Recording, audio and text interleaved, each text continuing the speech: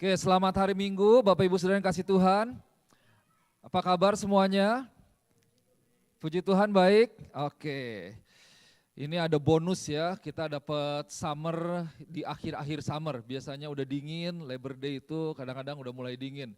Tadi worship leaders kita katakan di awal, ini jam 4 sore, terus kenapa tadi bilang? Oh iya, ingatnya barbecue kali ya. Jadi tetap semangat maksudnya, nanti abis ini ada barbecue. Jadi selama ibadah tetap semangat gitu. Mungkin ngantuk karena jamnya jam 4 sore, tapi kalau saya mau tanya berapa banyak saudara di sini yang mau ibadah pagi? Oh 1, 2, 3, 4, oh pengen semuanya ya. So doakan tahun depan kita ibadah pagi ya. Puji Tuhan. Doakan dan perlu banyak resources, perlu banyak yang dilakukan dan saya mau ajak untuk kita boleh terlibat semuanya dalam pelayanan ini. Tujuannya untuk apa?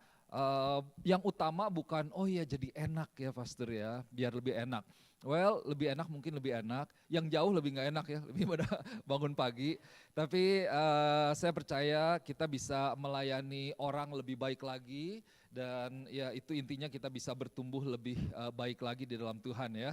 Oke, ada amin. So, kapan pastor? Nanti waktu berikutnya dikasih tahu ya. Jadi sedikit-sedikit dibocorinya. Kan tunggu Tuhan dulu kapan nih Tuhan nyatakannya gitu. Seiring kita berjalan, yang penting kita berjalan dulu di dalam iman. Oke, tahun depan kita ibadah pagi. Oke, kita berdoa sebentar ya. Mari kita tundukkan kepala, kita berdoa sekali lagi. Bapa, kami mengucap syukur Tuhan buat Roh Kudus yang bekerja selama ini lewat firman Tuhan yang boleh menyatakan, membukakan isi firman Tuhan. Hamba-Mu berdoa sore hari ini lebih lagi Tuhan, kami boleh mengalami Tuhan lewat firman Tuhan yang boleh dibukakan, dinyatakan kepada setiap kami secara pribadi. Sehingga gereja Tuhan boleh terus bertumbuh di dalam Tuhan, gereja Tuhan boleh semakin kuat, gereja Tuhan boleh teguh di tengah-tengah setiap badai, tantangan, pergumulan yang ada. Dan gereja Tuhan bukan hanya bahkan menjadi kuat, tetapi dalam setiap tantangan yang ada, posisi kami boleh menjadi berkat bagi banyak orang. Terima kasih Bapak, di dalam nama Yesus kami berdoa mengucap syukur. Haleluya, amin, amin. Oke, Bapak Ibu Saudara yang kasih Tuhan, saya dan Pastor Z kami telah sampaikan dalam beberapa minggu ya, tentang ada satu seri yang kita bahas yaitu tentang nama-nama Tuhan. Jadi kita sudah belajar tentang Elohim yaitu Tuhan yang berkuasa. Kemudian ada Jehovah, Tuhan yang menyatakan dirinya, yang mau dekat dengan kita. Kemudian ada apa lagi berikutnya? Ada El Shaddai ya. Ada El Shaddai itu Tuhan yang mencukupkan, Tuhan yang melihat, Tuhan yang mencukupkan. Dan Jehovah Jireh, Tuhan yang melihat dan mencukupkan. Kemudian juga ada Adonai, kita belajar bahwa dia adalah Tuhan, dia adalah Tuhan yang dalam pengertian dia adalah Tuhan yang selalu mengusahakan yang terbaik buat setiap kita. Dan sore hari ini saya mau sampaikan firman Tuhan, saya mau perkenalkan, saya mau ajak kita boleh belajar lagi satu identitas Tuhan yang dikenal atau disebut dengan nama El Elyon. El Elyon. Ini ya, El Elyon. Oke. Nah, saudara yang kasih Tuhan, saya pribadi ya dalam pelayanan saya kali ini dalam beberapa minggu ini seiring dengan saya belajar, saya mendengar, ini saya boleh semakin dikuatkan oleh firman Tuhan bahwa mengetahui siapa Tuhan yang saya sembah ternyata adalah Tuhan yang luar biasa gitu ya. Kita bisa mengenal lagi bagaimana karakter Tuhan kita. Kita mengenal kemampuan Tuhan kita. Kita mengenal siapa Tuhan kita ini, bahwa Tuhan kita ini bukan Tuhan yang biasa-biasa, bukan Tuhan yang cuma memiliki hubungan yang biasa dengan kita, tetapi memang adalah Tuhan kita adalah Tuhan yang luar biasa. Saya berdoa jemaat Tuhan boleh terus bertumbuh dan mengalami Tuhan, bahwa kalau mungkin kita berada di dalam posisi yang tidak baik, dalam pergumulan mungkin, dengan mengetahui identitas atau pribadi Tuhan kita itu, kita bisa memiliki kekuatan di dalam iman untuk kita boleh terus berjalan di tengah-tengah masalah atau pergumulan yang ada ya. Bahwa kalau saudara mengalami ketidakmungkinan, saudara tahu ada Tuhan yang luar biasa yang mungkin membuat dari sesuatu yang tidak ada menjadi ada.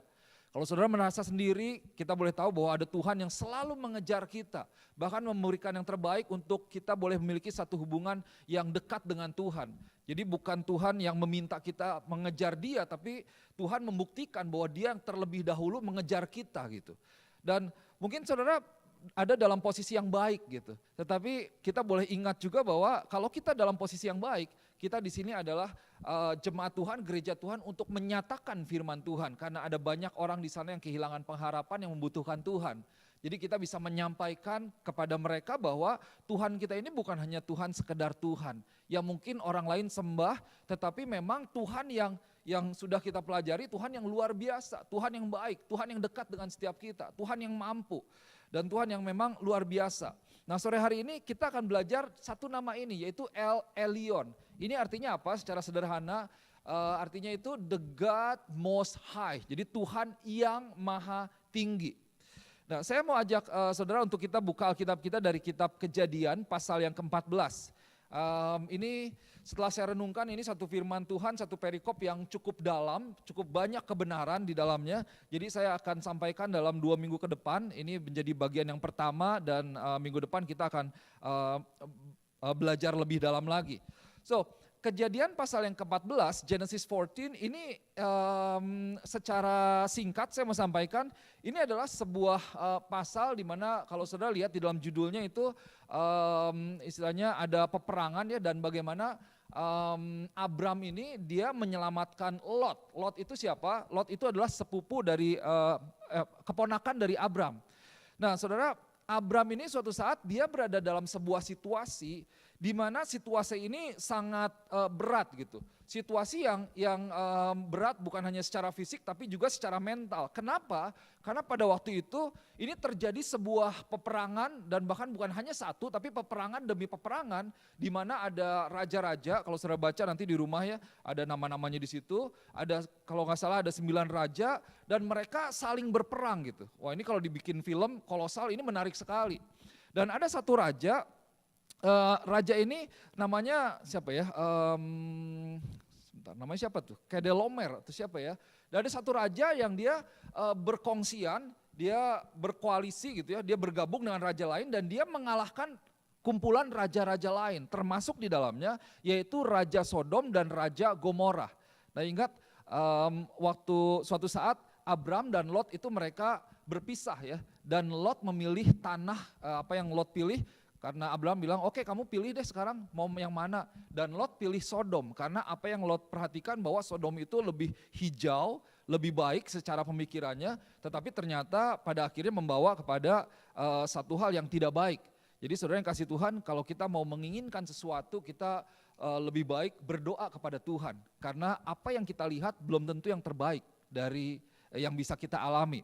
So, Kedorlaomer. Nah Kedorlaomer ini dengan raja-raja lain akhirnya dia berkuasa, dia mengalahkan Raja Sodom, Raja Gomorrah dan mereka merampas semua kepemilikan dari raja-raja ini.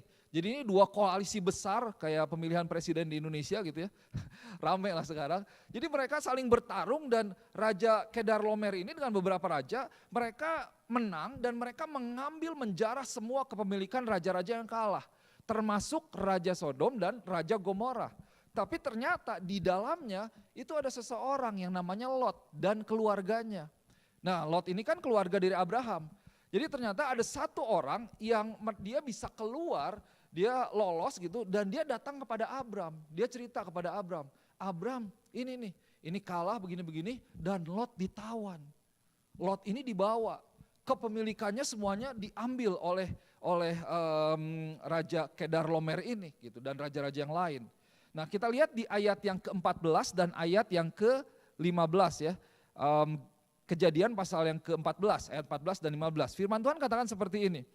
Ketika Abram mendengar bahwa anak saudaranya tertawan, ini sepupunya maksudnya, maka dikerahkannyalah orang-orangnya yang terlatih. Jadi ini bukan orang biasa tapi orang-orang terlatih ya, trained men, yakni mereka yang lahir di rumahnya 318 orang banyaknya. Banyak nggak? Banyak ya. Oke. Lalu mereka mengejar musuh sampai ke Dan. Oke, sampai ke Dan, satu tempat yang namanya Dan. Nah saudara perhatikan, Mungkin bagi saudara ini ada 318 trained men dikatakan, orang-orang yang luar biasa.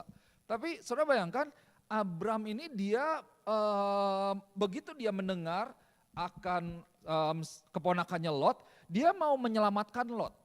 Dia mau mengambil Lot kembali, mau menebus Lot istilahnya. Ya namanya saudara gitu ya, pasti mau karena saudara bisa bayangkan apa yang terjadi ketika seseorang berada di dalam sebuah tawanan gitu. Jadi Abram dia mengerahkan 318 orang pilihan untuk melawan tentara-tentara dari raja-raja ini. Saudara bayangkan mungkin 318 itu banyak, tetapi kalau digabung ada 5 kerajaan, 5 raja, itu bisa ribuan dan bisa puluhan ribu. Diperkirakan minimal ada 10.000 tentara yang berhadapan, istilahnya yang kalau Abram mau datang dengan 318 orang, dia akan ngelawan sekitar 10.000 dan kemungkinan besar itu lebih di situ. Oke. Nah, bahkan ceritanya sebenarnya tidak berhenti sampai di situ. Ini kalau dibilang di bahasa Inggrisnya dikatakan, during the night Abram divided his men and to attack them, and he routed them, pursuing them as far as Hobah north of Damascus. Jadi Abram ini datang, nyerang, kemudian dia ambil semua, dan bahkan tentara-tentara ini dikejar, saudara bayangkan, dikejar sampai ke north of Damascus. Ini kalau secara jarak, ini diperkirakan kira-kira 240 miles jauhnya. Wah, tadi malam saya coba lihat ya, kadang ya saya kan suka coba bayangkan, ini ternyata kalau kita dari sini sampai ke New Haven, Connecticut, itu 200 miles. Jadi kebayang gak, Abram dengan tentaranya, itu dikejar loh. Wah, kita dikejar anjing aja udah capek ya, ngejar kucing aja udah capek. Ini ngejar tentara yang ribuan dan puluhan ribu.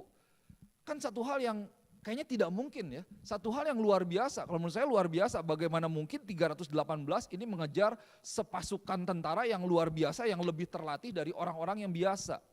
Nah Bapak Ibu Saudara yang kasih Tuhan, sejenak mari kita melihat kondisi Lot sebagai tawanan. Seorang tawanan dia dirampas semuanya. Dia tidak memiliki apa-apa gitu. Yang paling penting, yang paling signifikan terjadi dalam orang tersebut, dia kehilangan yang namanya pengharapan. Dia tidak memiliki pegangan.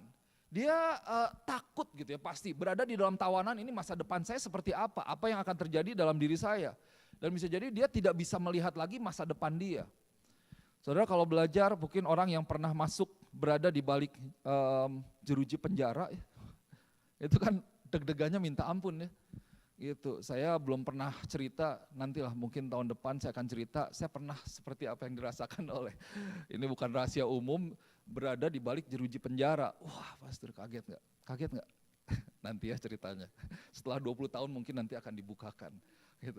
Tapi kan kayaknya ini deg-degan banget. Udah gak punya kuasa, tidak bisa memiliki apa-apa, tidak bisa melakukan apa-apa, yaitu namanya tawanan. Dan mungkin gak tahu apa yang akan dilakukan, bisa dibunuh mungkin atau dijadikan budak, dijadikan hamba, dikasih makan atau enggak belum tahu seperti apa.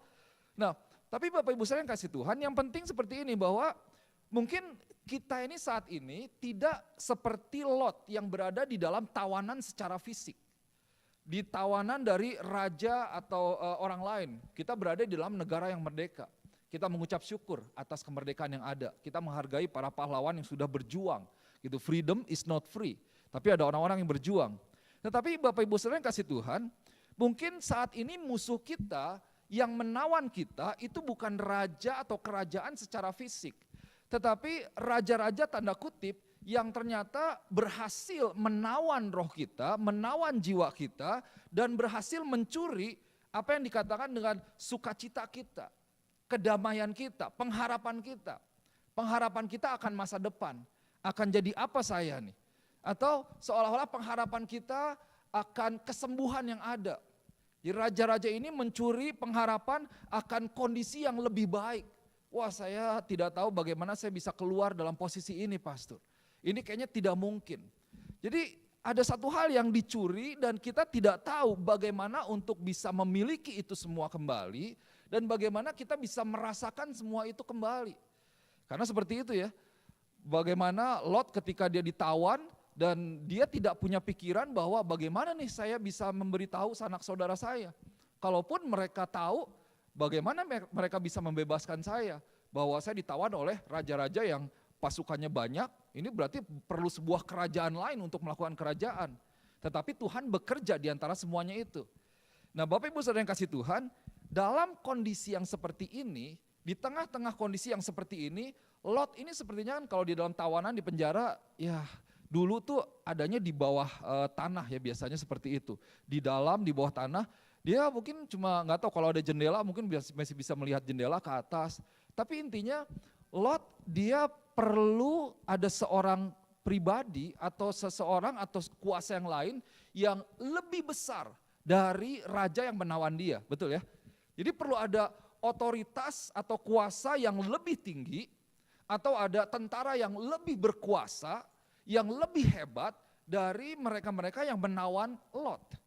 Nah ini dia, dalam kehidupan kita ketika kita menjadi sebuah tawanan, sadar atau tidak sadar, jujur atau tidak kita mau mengakui itu atau tidak, tapi seringkali kita kehilangan ini dan dicuri pengharapan kita, dicuri sukacita kita, dicuri kedamaian kita, dan kita berharapnya, wah kayaknya syukur kalau masih punya pengharapan dan di dalam Yesus ada pengharapan. Tetapi kita tahu bahwa perlu ada otoritas yang lebih. Kalau iblis yang mencuri pengharapan, sukacita, kedamaian kita dan mungkin kepemilikan kita, kita perlu yang namanya Tuhan. Kenapa? Karena Tuhan lebih tinggi dari segalanya. Dan disinilah pada saat inilah di sini dinyatakan nama Tuhan yaitu El Elyon. Wah ini luar biasa, ceritanya luar biasa. Disinilah dinyatakan nama Tuhan yaitu El Elyon. Nah saya mau ajak kita lihat ayat yang ke-18 sampai ayat yang ke-20, 3 ayat. Lanjut dari pasal yang ke-14 ini ya. Di sini dikatakan Melkisedek, Raja Salem, membawa roti dan anggur, ia seorang imam Allah yang maha tinggi. Lalu ia memberkati Abram, katanya, diberkatilah kiranya Abram oleh Allah yang maha tinggi, pencipta langit dan bumi, dan terpujilah Allah yang maha tinggi, yang telah menyerahkan musuhmu ke tanganmu. Lalu Abram memberikan kepadanya 1/10 dari semuanya. Nah saudara lihat di sini, saya bacakan sekali lagi yang bahasa Inggrisnya dikatakan, and Melchizedek, king of Salem, brought out bread and wine. He was priest of God Most High. God Most High, El Elyon. Okay. And he blessed him and said, blessed be Abram by God Most High, by El Elyon, possessor of heaven and earth. And blessed be God Most High, El Elyon, who has delivered your enemies and then into your hand. And Abram gave him 1/10 of everything. Saudara lihat di sini El Elyon, God Most High atau Allah yang maha tinggi itu dinyatakan 3 kali dalam ayat ini. Tapi sebelumnya saya mau ajak kita lihat ada satu pribadi di sini yang menarik nih, yaitu Melkisedek. Ya, and Melkisedek. Nah, saudara yang kasih Tuhan, Melkisedek ini ternyata satu nama yang ditulis dalam perjanjian lama. Saudara ada yang bisa tebak kira-kira berapa kali? Saya kan suka sampaikan ya, wah disebut kalau El Shaddai berapa kali gitu. Kalau Daud, saudara bisa katakan berapa kali nggak kira-kira? Ada 100 mungkin dalam perjanjian lama, lebih kali ya. Gitu. Melkisedek itu ditulis dalam perjanjian lama hanya 2 kali. Jadi diceritakan secara langsung kisahnya di dalam Kejadian pasal 14 ini, kemudian dikutip dalam kitab Mazmur 1 kali lagi. Jadi dia ini satu pribadi yang munculnya istilahnya cuma 1 kali ini. Dan kedua kali pun itu diceritakan ulang. Tapi cerita aslinya hanya disebut cuma 1 kali dalam kitab Kejadian pasal yang ke-14 ini. Bahkan dalam pasal ini, dalam kitab Kejadian ini cuma 1 kali. Di ayat berikutnya nggak ada lagi. Kemudian kita bisa baca nanti di perjanjian baru di dalam kitab Ibrani. Nah, Melkisedek ini siapa? Who is Melkisedek? Nah kita lihat Melkisedek ya. Melkisedek ini namanya itu memiliki arti yaitu King of Righteousness. Raja kebenaran. Oke, raja kebenaran. Nah dia adalah seorang raja, next slide boleh. Dia adalah seorang raja dan dia juga adalah dikatakan imam. Oke, dia adalah imam dari El Elyon. Jadi adalah dia imam tinggi, imam dari Tuhan yang maha tinggi. Tapi dia juga raja. Rajanya raja mana? Nah dia raja dari sebuah tempat yang namanya Salem. Salem ini adalah nanti berikutnya jadi Jerusalem. Jerusalem artinya apa? The city of peace, kota kedamaian. Nah di dalam ini sedikit tentang teologi, dalam kekristenan itu, dalam teologi ada yang namanya Kristofani. Itu adalah bagaimana Yesus itu dinyatakan di dalam perjanjian lama seperti personifikasi Yesus. Saudara perhatikan bahwa Melkisedek ini dia adalah King of Righteousness, Yesus Raja kebenaran, betul ya. Kemudian dia Raja damai, Raja kedamaian, the city of peace, dan Yesus adalah imam tinggi kita, gitu. God Most High. Nah anyway, tapi ini Melkisedek pribadi yang menarik, dia muncul begitu saja dan hilang begitu saja gitu. Tapi Melkisedek ini dia yang dipakai Tuhan untuk menyatakan berkat Tuhan kepada Abram. Tadi sebelumnya Abram ini sudah mengalahkan raja-raja dan sudah membawa kembali Lot dan keluarganya dan membawa apa yang possession, kepemilikan itu diambil kembali oleh Abram. Nah, apa yang dilakukan Melkisedek? Jadi Melkisedek ini dia menyatakan berkat kepada Abram. Waktu dia nyatakan, dia katakan ini berkat dari El Elyon. Abram, kamu terima berkat dari El Elyon, yaitu berkat dari Allah yang maha tinggi. Dan kemudian berikutnya kalau saudara perhatikan tadi, dia memuji El Elyon, dia memuji Tuhan, dia memuji Allah yang maha tinggi. Yang kenapa? Karena dia membawa Abram untuk menang terhadap peperangan yang ada. Jadi tadi dikatakan ya, terpujilah Allah yang maha tinggi yang telah menyerahkan musuhmu ke tanganmu. Nah, saudara perhatikan, kalau saudara baca Alkitab, saudara perhatikan. Jadi pertama dia menyatakan berkatnya kepada Abram, ini Allah yang maha tinggi memberkati kamu. Kemudian dia katakan terpujilah El Elyon. Kenapa? Karena dialah yang memberikan engkau kemenangan. Dialah yang membawa engkau menjadi sukses. Dialah yang membawa engkau bisa kembali menebus atau mengambil Lot dan isinya dan bisa mengambil semuanya bahkan kepemilikan yang ada. Oke. Kemudian kita move kepada El Elyon. Nah, biar kita mengerti ya, apa definisi dari El Elyon? Nah, El ini yang pertama, ini adalah singkatan dari Elohim, diambil dari Elohim, abbreviation of Elohim, which means the all powerful God. Remember, pertama kali kita belajar, saya sampaikan tentang Elohim ya, kita belajar tentang Elohim, yaitu Tuhan pencipta langit dan bumi, creator of heavens and earth. Dia menciptakan dari yang tidak ada menjadi ada dan dia tidak membutuhkan apa-apa untuk menciptakan sesuatu. Saudara yang bikin tempe perlu bahan dasar, perlu kacang kedelai. Saudara penciptakan robot perlu besi dan lain sebagainya. Tapi Tuhan menciptakan bumi dan langit dan segala isinya dari tidak ada apa-apa. Itu kemampuan Tuhan yang luar biasa, Elohim, the all powerful God. Dan kemudian Elyon itu apa? Nah Elyon ini beda, jadi El ini diambil dari Elohim dan yang kata kedua Elyon itu memiliki arti the highest atau most high. Jadi kalau digabung El Elyon it means God most high. Jadi Tuhan atau Allah yang maha tinggi, di dalam bahasa Indonesianya Allah yang maha tinggi, pemilik dari segalanya. Nah, tadi kan dikatakan bahwa Melkisedek katakan diberkatilah kiranya Abram oleh Allah yang maha tinggi, yaitu pencipta langit dan bumi. Jadi El Elyon ini adalah God Most High, Tuhan yang luar biasa, Tuhan yang berkuasa, dan Tuhan yang maha tinggi yang lebih dari segalanya. Nah, saudara yang kasih Tuhan, kembali kenapa sih kita perlu ngerti ya apa yang namanya El Elyon? Termasuk dengan sebelumnya, kenapa sih kita perlu belajar ada yang namanya Elohim, ada yang namanya El Shaddai, Adonai, Jehovah Jireh. Ini kalau dalam kita baca bahasa Indonesia kita kan seringnya ditulis Tuhan, Tuhan, Tuhan, Tuhan gitu ya. Tapi ternyata Tuhan itu memiliki karakter, dia memiliki kepribadian, dia unik gitu. Dan di saat-saat tertentu, di dalam berbagai situasi yang berbeda dalam kehidupan, kita bisa selalu ingat kembali nama Tuhan, dalam arti kita ingat siapa Tuhan kita.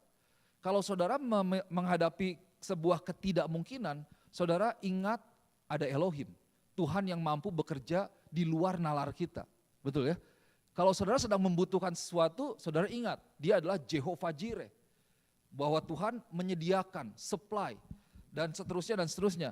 Nah, kita perlu mengerti bahwa dalam posisi di mana Lot yang berada di dalam tawanan dan kehilangan segalanya, disinilah kembali El Elyon itu dinyatakan bahwa Tuhan mau katakan, Tuhan ingatkan, dan Melkisedek ingatkan bahwa, hey ingat nih, kalaupun kamu bisa menang, kenapa? Karena ada El Elyon, ada Allah yang maha tinggi, yang lebih tinggi dari segalanya, lebih tinggi dari Kedarlomer dan raja-raja yang lain, yang bisa melakukan sesuatu, dan pada akhirnya memberikan kebebasan kepada Lot, memberikan kemenangan kepadamu.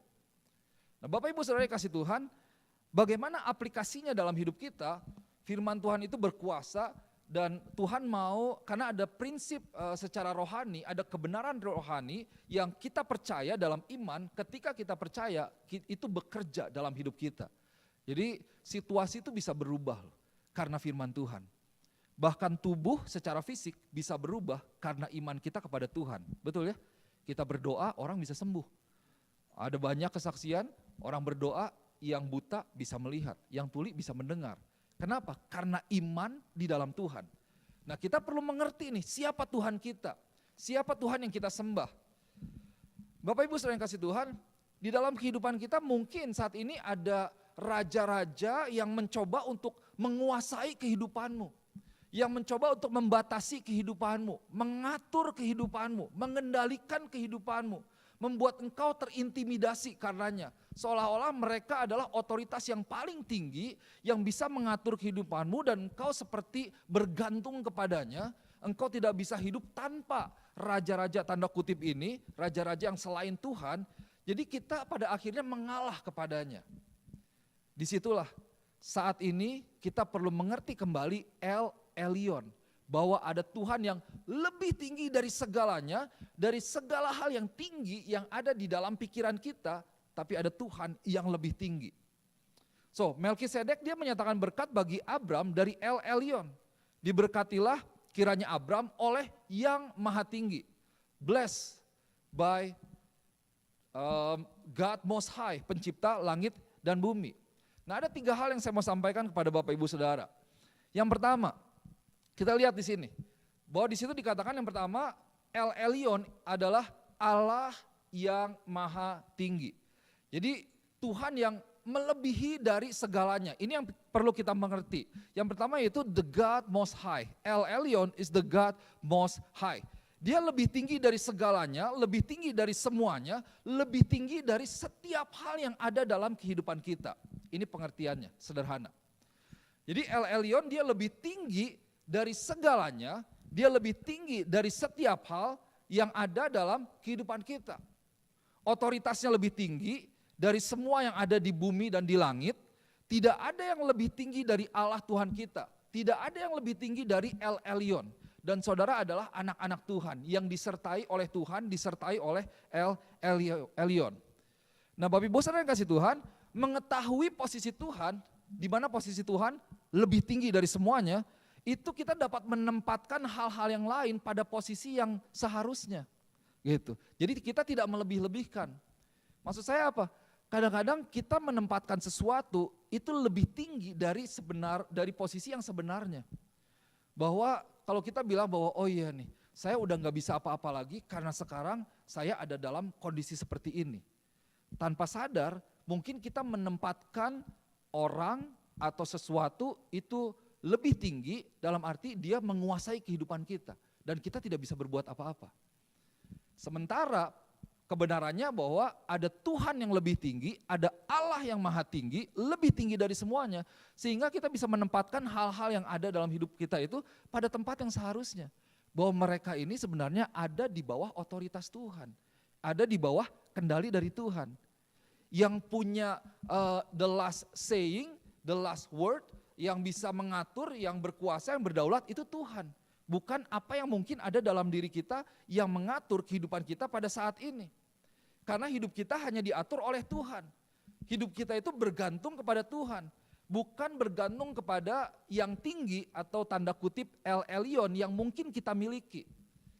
Semoga saudara gak bingung ya. Kenapa saya katakan bahwa El Elyon yang kita miliki? Karena seringkali memang kita menjadikan sesuatu hal sebagai El Elyon. Sebagai Elyon, bukan El ya, El itu tadi Tuhan. Elyon adalah yang maha tinggi.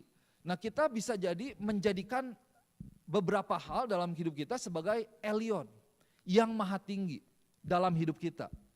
Ini bisa berbicara tentang kepemilikan kita gitu ya. Oh tenang aja, saya aman kok. Karena saya punya tahu bahwa saya aman karena account di bank oke lah. Bahkan untuk masa depan, untuk anak oke, tabungan, untuk kuliah oke, untuk masa tua saya oke.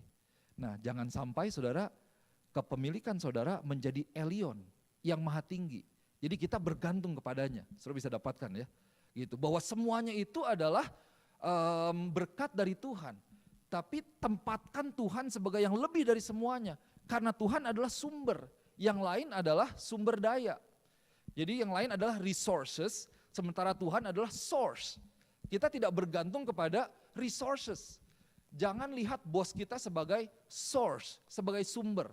Kalau saudara melihat atasanmu, perusahaanmu, bisnismu mungkin sebagai sumber kehidupanmu, ketika bisnismu kacau, ketika engkau mengalami tantangan, ketika engkau mengalami tekanan gitu, engkau akan bisa patah semangat, bisa stres karena engkau merasa bahwa sumbernya itu ketutup gitu.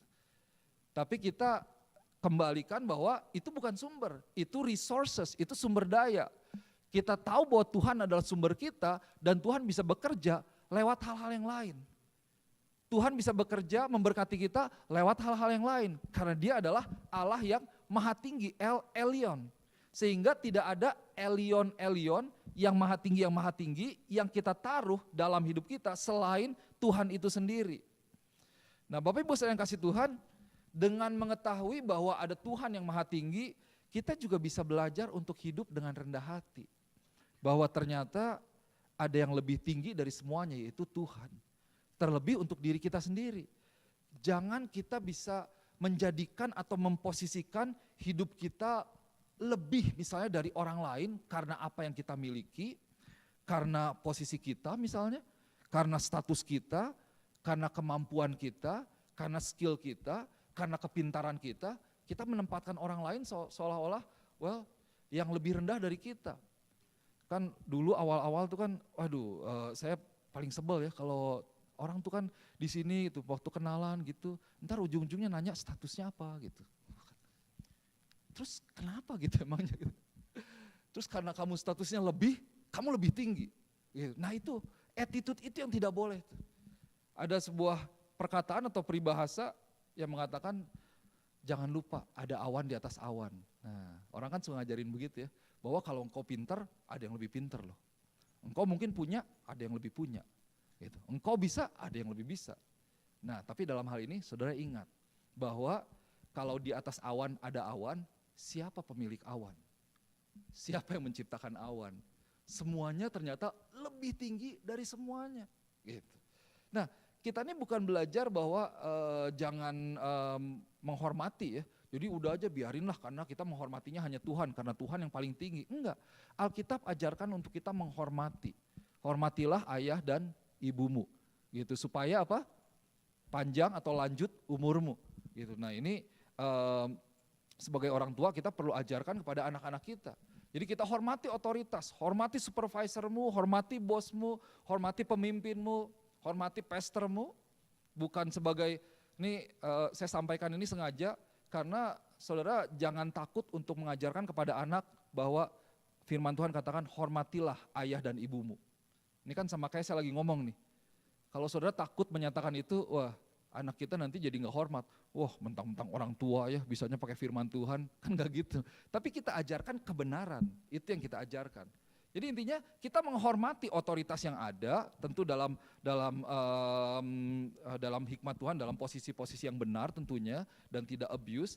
Tetapi ingat bahwa dalam semua otoritas yang ada, semua posisi yang ada, kembali ada the God Most High, yaitu El Elyon, yang maha tinggi, Tuhan atau Allah yang maha tinggi. Oke, itu yang pertama, pengertian yang pertama yang perlu kita miliki. Nah kemudian yang kedua, dalam firman Tuhan yang sama tadi, Kejadian pasal yang ke-14 dikatakan bahwa Abram diberkati oleh El Elyon, the possessor of heaven and earth. Atau the possessor of, saya katakan dalam bahasa sederhana, the possessor of everything, yang memiliki semuanya. Jadi Tuhan yang menciptakan semuanya, Tuhan menciptakan langit dan bumi, dan semuanya itu dimiliki oleh Tuhan. Dalam 1 Korintus 10 ayat 26 dikatakan bumi serta segala isinya adalah milik Tuhan. Jadi ada banyak ayat-ayat yang ya kalau kita kurang yakin misalnya, itu disebutkan ya memang semuanya ya Tuhan ciptakan dan memang punya Tuhan. Bukan punya siapa-siapa, bahkan diri kita sendiri.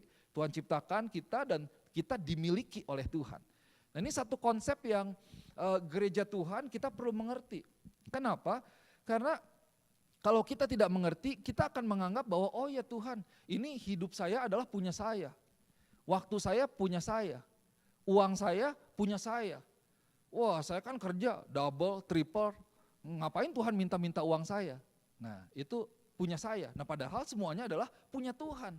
Tadi kita katakan di sini, kita nyanyikan sama-sama bahwa hidupku ini untuk menyembah Tuhan. Betul ya?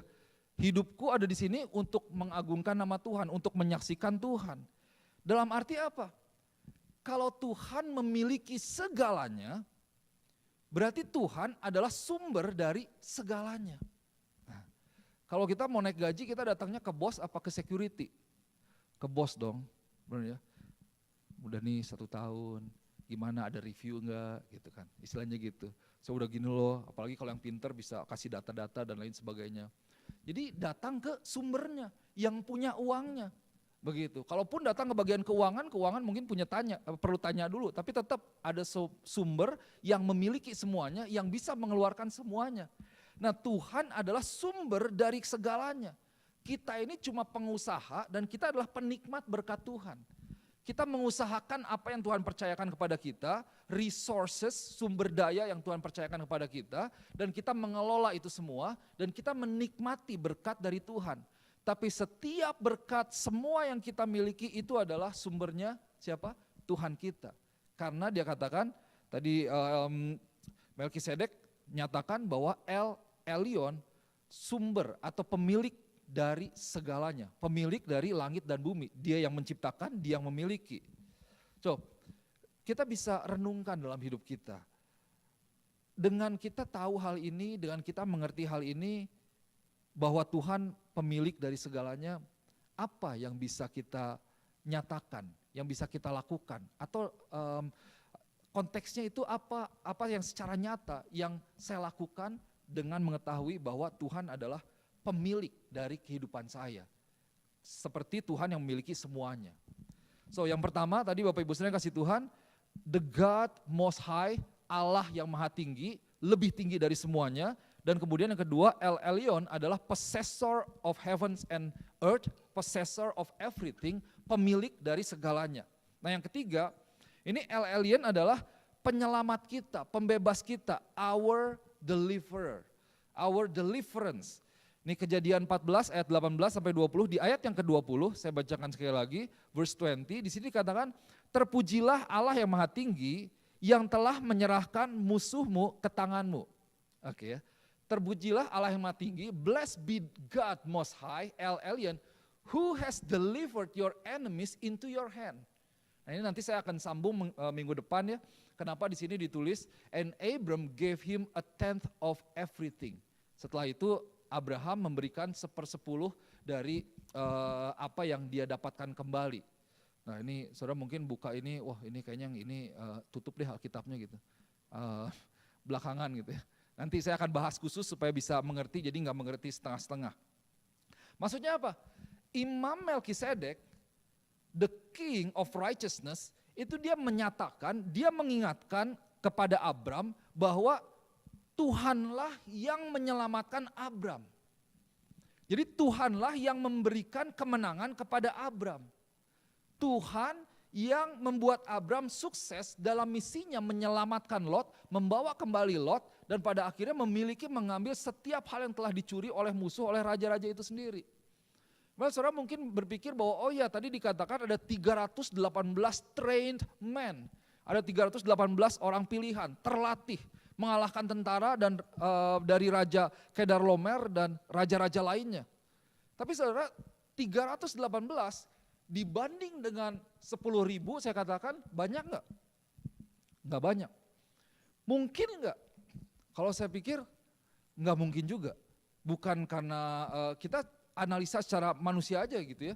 Ini tentara loh. Tentara sama sipil, terlatihnya sipil sama tentara lebih terlatih pasti. Dan ini lebih banyak 10.000, bukan 10 kali lipat lagi. Berapa puluh kali lipat. Bahkan luar biasa, ini Abram dan orang-orangnya 318 itu mengejar loh. Mengejar mereka 240 miles. Waduh, kalau super atau apa sih yang suka lari, maraton aja, fast ada yang tipe maraton yang paling tinggi, yang paling jauh 42 km ya. Itu orang bisa lari 5 jam loh. Waduh, saya kayaknya dari dulu di Wentworth ada 5 km aja saya kayaknya kuat enggak ya gitu. Kalau lari kan berarti aduh lutut terus gitu, boring gitu. Ini 240 miles dikejar oleh orang-orangnya Abram. Kenapa? Nah saudara, 318 mungkin minoritas. Tapi dengarkan, 318 plus 1 El Elyon itu jadi mungkin. Ada amin. Kenapa Abraham mungkin bisa berhasil mengalahkan ribuan bahkan puluhan ribu dari raja-raja itu, tentara-tentara dari raja-raja tersebut.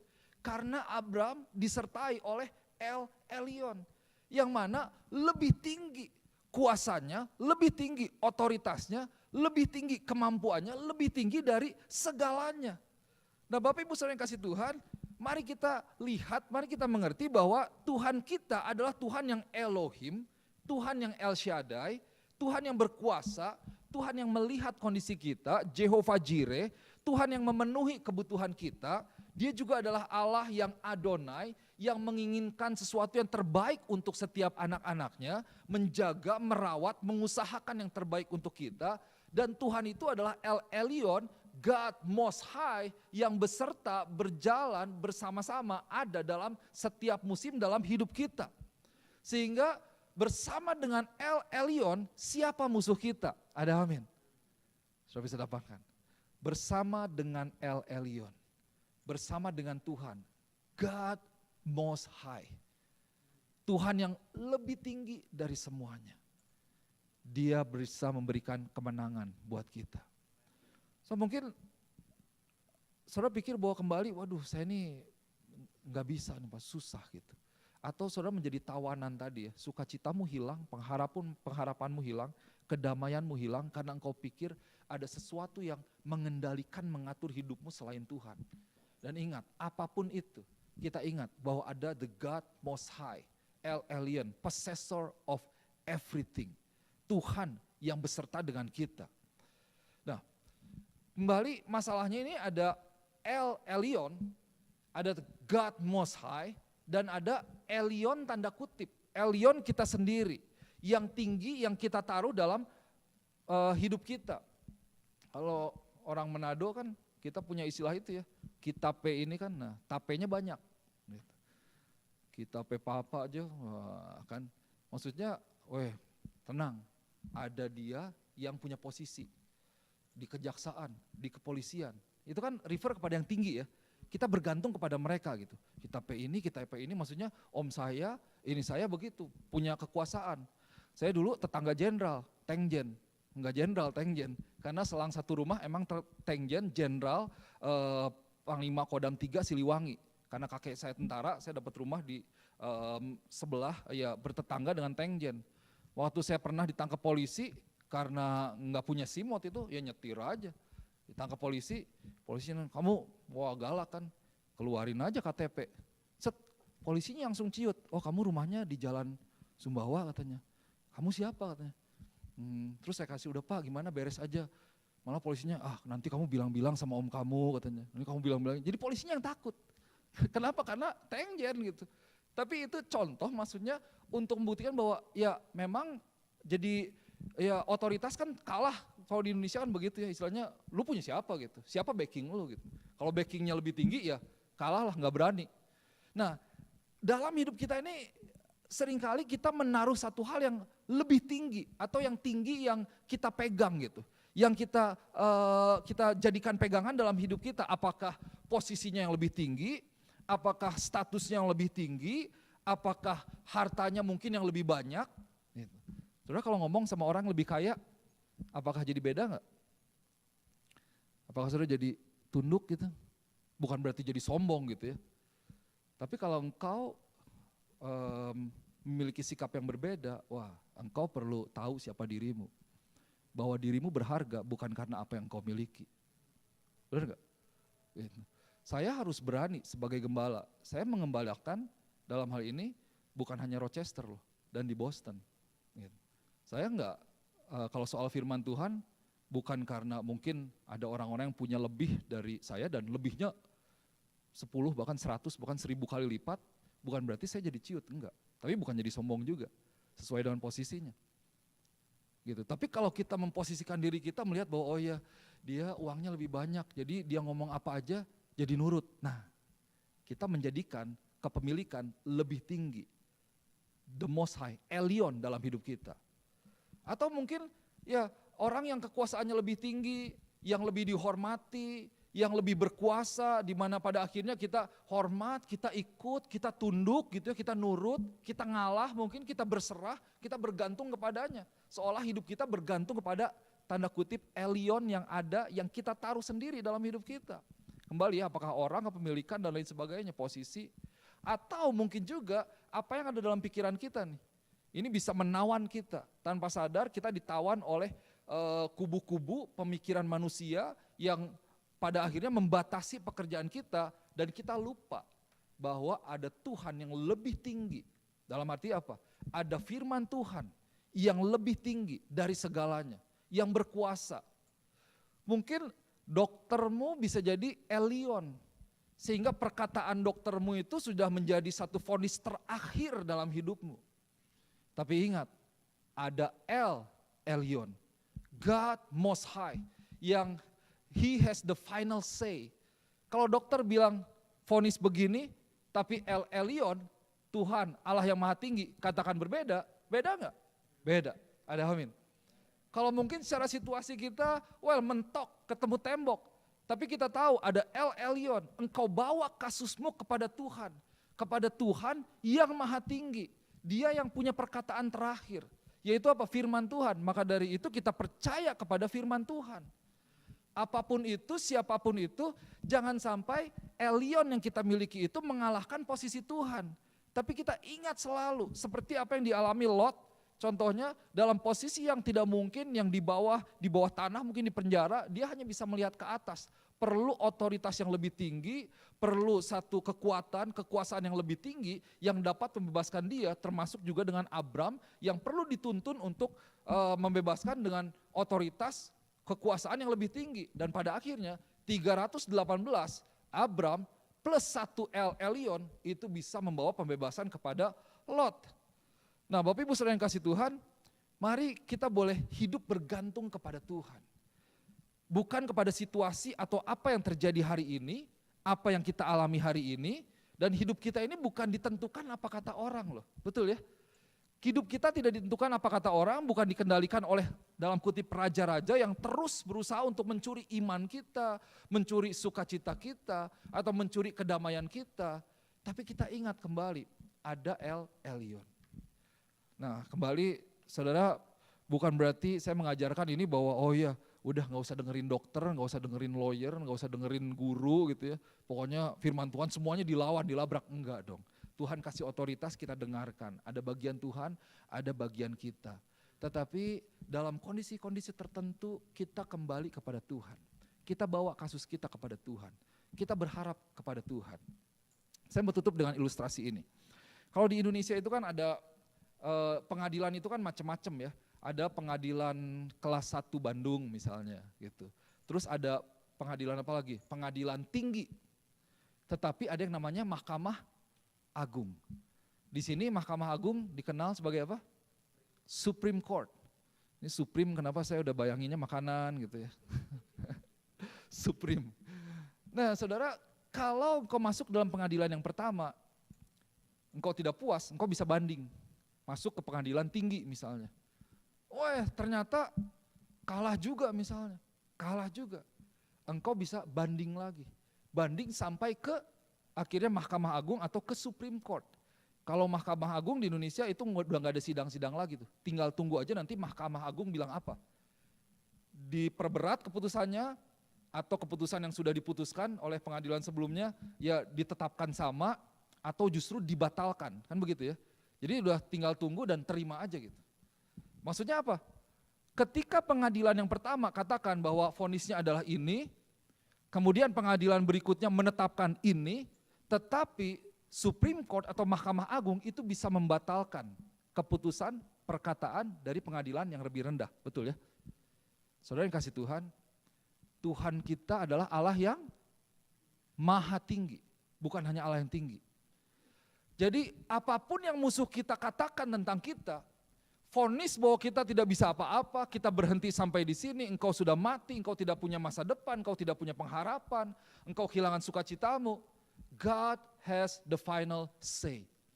Kalau Tuhan katakan, aku mau sembuhkan dia, sembuh dalam nama Yesus. Tuhan mau kasih terobosan, Tuhan kasih terobosan. Tuhan mau kasih mujizat, Tuhan bisa kasih mujizat. Kenapa? Karena dia adalah Elyon, Tuhan yang maha tinggi. Semuanya itu diciptakan oleh Tuhan. Semuanya ada karena Tuhan, ada karena kemurahan Tuhan, ada karena berkat dari Tuhan. Saya mau ajak Bapak Ibu Saudara yang kasih Tuhan, apapun kasus, masalah, pergumulan yang Anda sedang alami pada hari-hari ini, bawa ke pengadilan tertinggi Tuhan. Ada amin. Bawa kepada firman Tuhan. Tuhan yang memiliki perkataan atau keputusan terakhir dalam hidup kita. Karena Tuhan yang maha tinggi, Allah yang maha tinggi itulah yang menentukan. Dia yang menentukan vonis terakhir. Dia yang menentukan kalimat terakhir, keputusan terakhir akan kasus yang sedang engkau alami. Tadi pengadilan kesehatan mungkin, pengadilan pekerjaan, pengadilan manusia, pengadilan komunitas mengatakan memvonis engkau hal-hal yang tertentu. Bahwa engkau seperti ini, seperti ini, seperti ini. Tapi di dalam Tuhan bisa terjadi perubahan.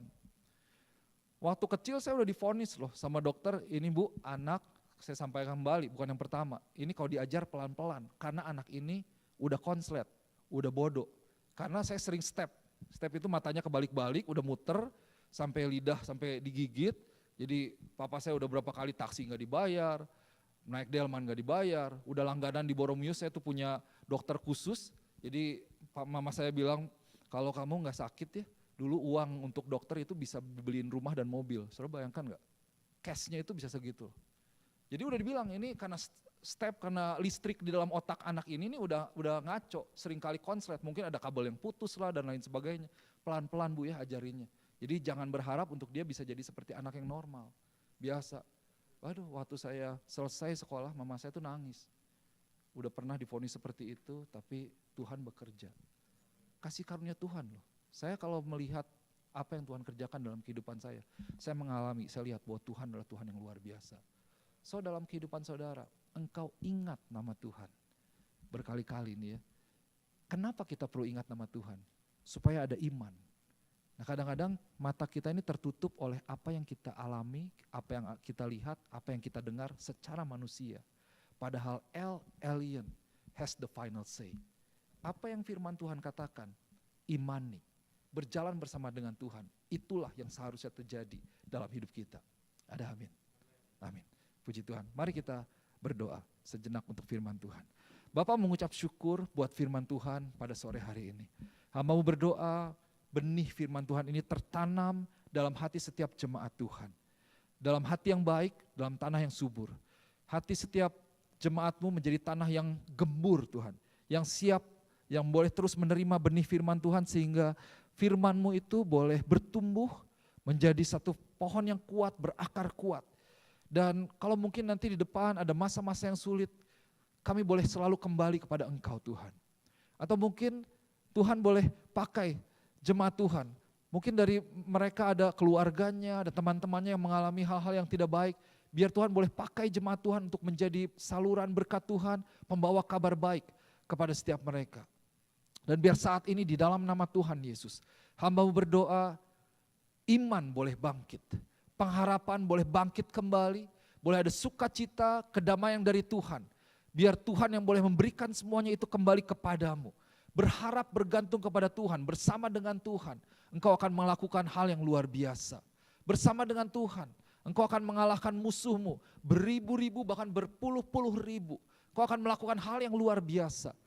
Karena ada El Elyon, the God Most High. Mengucap syukur Bapa.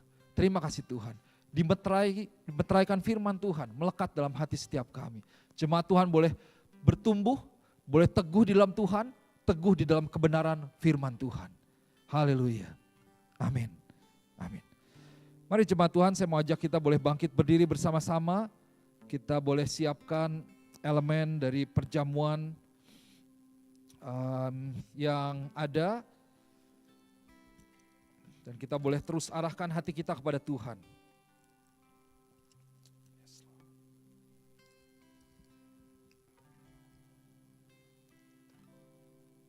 Ini satu hal yang menarik sebenarnya bahwa tadi dikatakan bahwa Imam Melkisedek ini dia mengambil anggur dan roti ya. Dan tadi saya sampaikan bahwa ini seperti gambaran Yesus sebenarnya yang dinyatakan di dalam kitab Perjanjian Lama. King of Righteousness, the King of Peace, dan kemudian dia memberkati Abram, dan ini adalah Tuhan yang maha tinggi. Nah Bapak Ibu Saudara yang kasih Tuhan, mari kita boleh ingat kembali saat kita akan mengambil perjamuan, kita boleh ingat kembali apa yang Yesus lakukan. Bahwa dia memecah-mecahkan roti ini sebagai perlambang dari tubuhnya yang terpecah-pecah karena kita dan untuk kita, untuk menebus dosa kita. Dan juga darahnya tercurah untuk setiap kita. Firman Tuhan katakan bahwa pada malam sebelum Yesus diserahkan, ia mengambil roti, sesudah itu ia mengucap syukur atasnya, ia memecah-mecahkannya dan berkata, inilah tubuhku yang diserahkan bagi kamu, perbuatlah ini menjadi peringatan akan aku. Saudara, Tuhan tidak melakukan semuanya untuk kesia-siaan. Dia begitu baik, begitu sayang kepada kita. Dia adalah Raja yang luar biasa. Dan dia melakukannya ini supaya kita boleh menikmati, menjadi bagian dalam kerajaan Allah. Dan saya mau ajak, waktu kita mengambil elemen perjamuan ini, kita boleh menerima berkat Tuhan. Dan kita berikan juga komitmen kita yang terbaik kepada Tuhan. Untuk mengikuti Tuhan sepanjang hidup kita. Ambillah dan makanlah.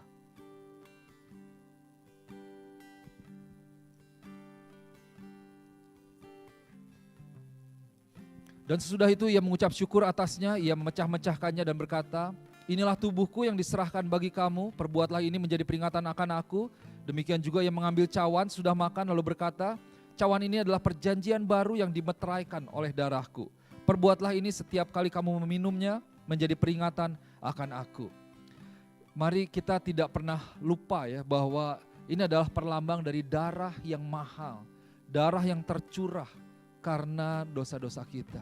Sehingga kita bisa menerima jaminan keselamatan, penebusan dari Tuhan. Dosamu yang dulu merah seperti kirmizi boleh menjadi putih seperti salju. Kita ambil darah Yesus ini dengan hati yang penuh pengucapan syukur kepada Tuhan. Ambillah dan minumlah. Yes, mari kita boleh berdoa.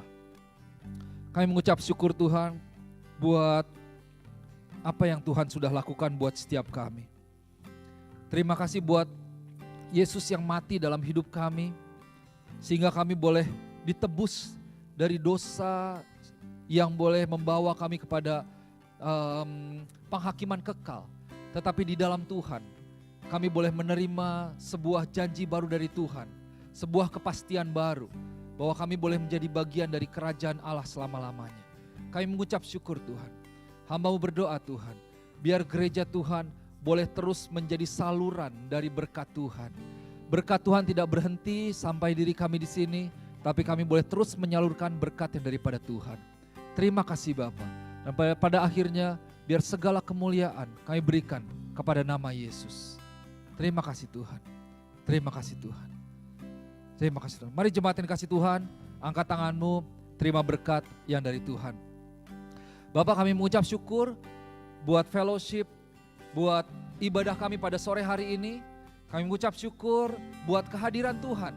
Hamba-Mu berdoa Engkau boleh terus hadir, Engkau boleh terus dinyatakan. firman Tuhan boleh dinyatakan, kehadiran boleh terus dialami secara pribadi. Setiap pribadi di tempat ini dalam kesehari-harian mereka, dalam langkah kaki mereka, mereka boleh mengalami Tuhan secara pribadi, mengalami kuasa Tuhan, mengalami penyertaan Tuhan, mengalami penyediaan dari Tuhan, mengalami berkat-berkat damai, sukacita, pengharapan yang dari Tuhan. Terima kasih Bapak. Kalau sebentar juga kami akan lanjutkan fellowship kami, biar boleh ada fellowship yang boleh saling memberkati satu sama lain, perkataan-perkataan yang boleh saling memberkati satu sama lain, dan setiap makanan, minuman yang kami akan makan Tuhan diberkati, memberikan kebaikan buat setiap kami Bapak. Di dalam nama Tuhan Yesus, jemaat yang dikasih Tuhan, pulanglah dengan damai sejahtera yang dari Tuhan. Ketahuilah bahwa Roh Kudus Tuhan, El Elyon, itu menyertai engkau dari sekarang sampai selama-lamanya. Tuhan memberkati engkau dan melindungi engkau. Tuhan menyinari engkau dengan wajahnya dan memberi engkau kasih karunia. Tuhan menghadapkan wajahnya kepadamu dan memberi engkau damai sejahtera. Di dalam nama Yesus, mari semua yang percaya boleh katakan amin dan amin. Selamat hari Minggu, Tuhan berkati.